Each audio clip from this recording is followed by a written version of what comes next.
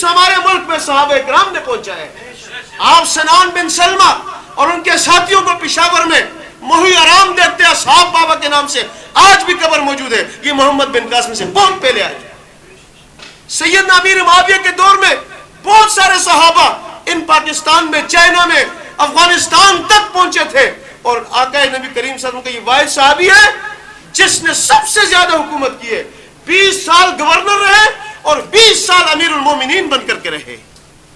इसलिए नबी अलैहिस्सलाम ने फरमाया अहलुम मिन उम्मती मुआविया, मेरी उम्मत का सबसे बड़ा मुदब्बर मुआविया है।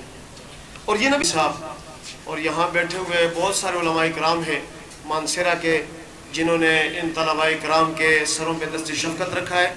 मैं आप तमाम को अपने स्टेज तक आमद पर खुश आमदेद भी कहता हूँ और शुक्रिया अदा करता हूँ। और मैं मुबारकबाद देना चाहूँगा और स्पेशली शाबाश देना चाहूँगा मुस्लिम स्टूडेंट्स ऑर्गेनाइजेशन ज़िला मानसेरा के ज़िम्मेदारान को, जो इंतहाई मेहनत लगन के साथ अपने नज़रिए और काज पे लगे हुए हैं और बड़ी खूबसूरती के साथ वो अपने जमाती नज़्म व नस्र में चल रहे हैं।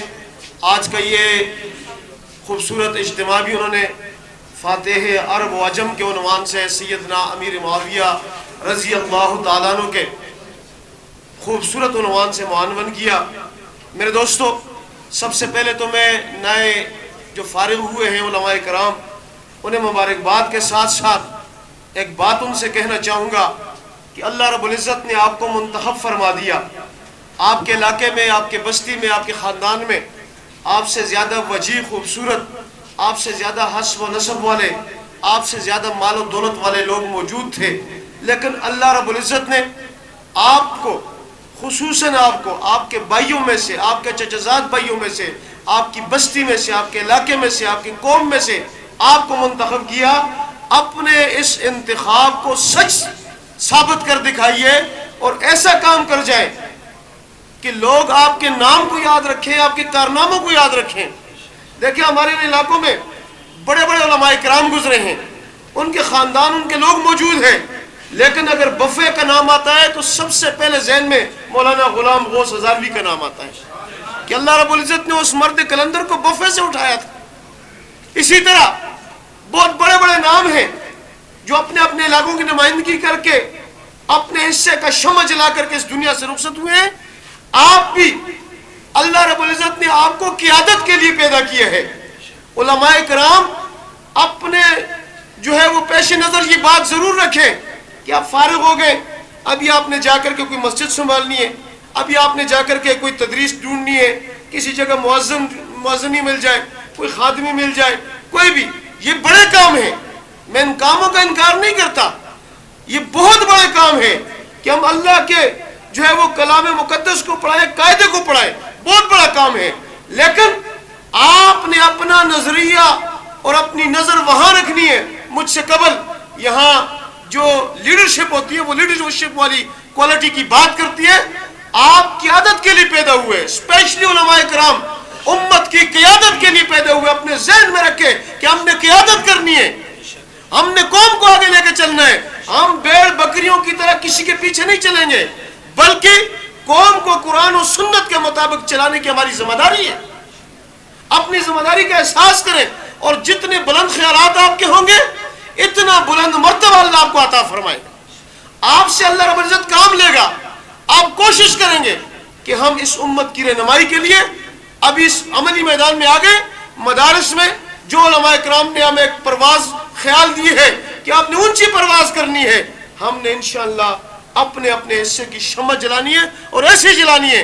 आज भी देखें, उलमा बहुत सारे हैं, लेकिन चंद नामी ग्रामी उलमा इकराम में मौलाना मुफ्ती तकी उस्मानी साहब का पूरी दुनिया में नाम है।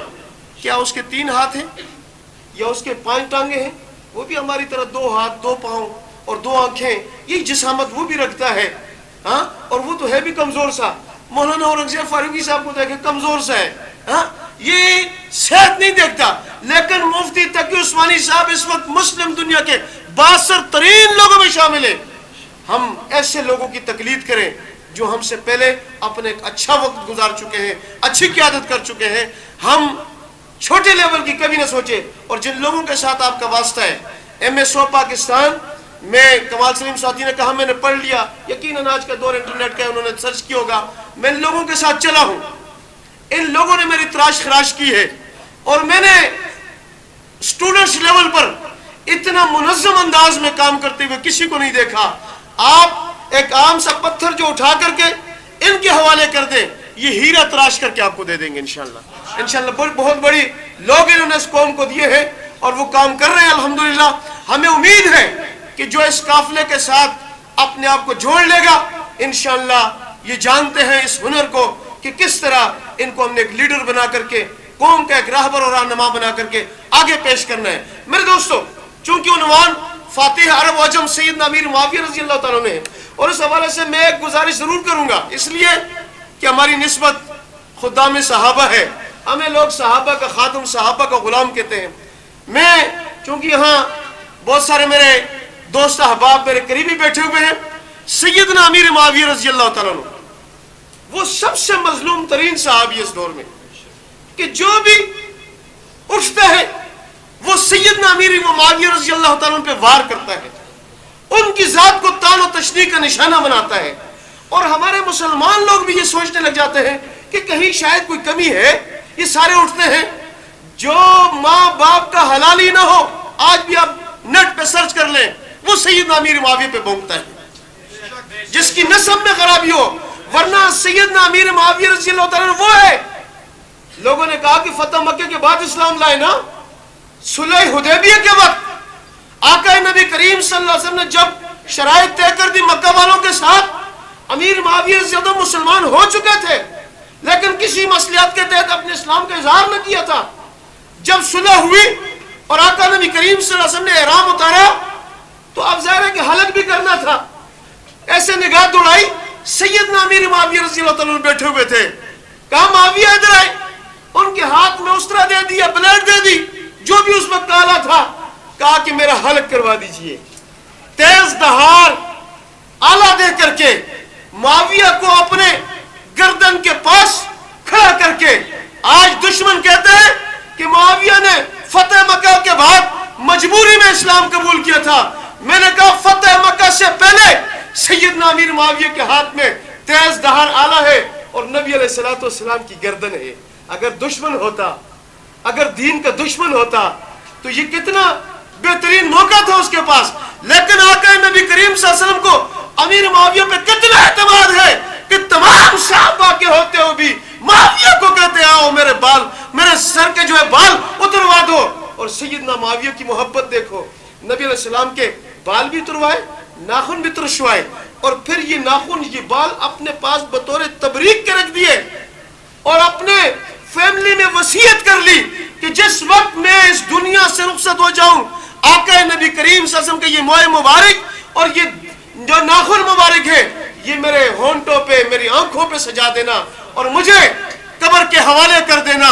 کل جب مجھ سے پوچھا جائے گا معاویہ کیا لے کر کیا ہے، میں اللہ کے دربار میں کہہ دوں گا اللہ نبی کی محبت لے کر کیا ہے۔ کیا بات کرتے ہو، امیر معاویہ کیا ہے؟ سیدنا امیر معاویہ بیٹھے ہوئے ام حبیبہ اپنی بہن کے پاس، زوجہ رسول کے پاس گھر میں بیٹھے ہوئے، ایسے دھوپ لگی ہوئی ہے، ام حبیبہ نے سیدنا معاویہ کی بہن نے آپ کی بالوں میں تیل لگا ہوا یوں مالش کر رہی ہے بھائی کی۔ نبی علیہ السلام داخل ہوئی، منظر دیکھا نا تو کہا ام حبیبہ کیا آپ کو اپنے بھائی سے محبت ہے؟ فرمایا یا رسول اللہ صرف محبت نہیں، بہت شدید محبت ہے، میرا لاڈلا بھائی ہے، میں اس سے بہت محبت کرتی ہوں۔ ام حبیبہ کا یہ جواب سنا نا تو آقا نبی کریم صلی اللہ علیہ وسلم نے کہا ام حبیبہ صرف تو نہیں، معاویہ سے اللہ کا محبوب محمد مصطفیٰ بھی محبت کرتا ہے، میں محمد بھی معاویہ سے محبت کرتا ہوں۔ آقا نبی کریم صلی اللہ علیہ وسلم سواری پہ جا رہے تھے، پیچھے بٹھائے ہوئے سیدنا معاویہ کو، اور جب یوں سواری جاتی ہے تو یوں پشت سے ان کا سینہ ٹکرا رہا تھا، لگ رہا تھا۔ فرمایا معاویہ آپ کے جسم کا کون سے حصہ میرے جسم کے ساتھ لگ رہا ہے؟ سیدنا معاویہ نے کہا آقا میرا سینہ آپ کے پشت مبارک سے ٹکرا رہا ہے۔ اللہ کے نبی نے ہاتھ بلند کر دیے اور دعا کر دی اللہم املہ بالعلم، اللہ معاویہ کے سینے کو علم سے بھر دے۔ سیدنا معاویہ کے لیے تو نبی علیہ السلام کی جگہ جگہ پہ دعائیں ہیں۔ آج الحمدللہ ہم پوری دنیا پہ قیادت کرنے کے لیے اور سید سیدنا امیر معاویہ نے اس وقت کی معلوم دنیا 64,65,000 مربع میل پر اسلام کا پرچم لہرایا تھا. چونکہ اس وقت یہ امریکہ معلوم نہیں تھے, معلوم دنیا اس لیے کہ نصف سے زیادہ پر. اور قرآن کی ایک آیت ہے لِيُظْهِرَهُ عَلَى الدِّينِ كُلِّهِ, یہ دین ہم نے اس لیے بھیجا ہے تاکہ یہ غالب ہو تمام ادیان پر. اور اس کا مصداق سیدنا امیر معاویہ ہے کہ سیدنا امیر معاویہ نے 20 سال سے, کچھ کم ہے کچھ مہینے, لیکن 20 سال تقریباً حکومت کی ہے. اور ان 20 سالوں میں ہماری تاریخ ہمیں بتاتی ہے نا کہ محمد بن قاسم آئے سندھ میں تو اسلام آیا. تحقیق نہ ہو تو ایسی باتیں ہیں. محمد بن قاسم بھی مسلمانوں کا ہیرو ہے, بہت بڑا ہیرو ہے, بہت جگہوں پہ کلمہ پہنچایا ہے. لیکن اسلام اس برصغیر میں, اس ہمارے ملک میں صحابہ اکرام نے پہنچایا ہے. آپ سنان بن سلمہ اور ان کے ساتھیوں کو پشاور میں محی آرام دیکھتے ہیں اصحاب بابا کے نام سے, آج بھی قبر موجود ہے. یہ محمد بن قاسم سے بہت پہلے آئے تھے. سیدنا امیر معاویہ کے دور میں بہت سارے صحابہ ان پاکستان میں, چائنا میں, افغانستان تک پہنچے تھے. اور آقا نبی کریم صلی اللہ علیہ وسلم کا یہ واحد صحابی ہے جس نے سب سے زیادہ حکومت کی ہے. 20 سال گورنر رہے اور 20 سال امیر المومنین بن کر کے رہے. اس لیے نبی علیہ السلام نے فرمایا اہل من امتی معاویہ, میری امت کا سب سے بڑا مدبر معاویہ ہے. اور یہ نبی میں ہے, ہر صحابی کو دیا. ابو بکر کو دیکھا, فرمایا ارحم امتی بامتی ابو بکر, ابو بکر رحمت اللہ, اشداء فی امر اللہ عمر, واصدقهم حیاء عثمان, واقضاهم علی, علی فیصلوں والا ہے, عثمان حیا والا ہے. تو فرمایا اہل من امتی معاویہ, معاویہ حلم والا ہے, بردباری والا ہے, مدبر انسان ہے. میرے دوستو, اللہ رب العزت ان صحابہ اکرام کے در کی چوکیداری نصیب فرمائے.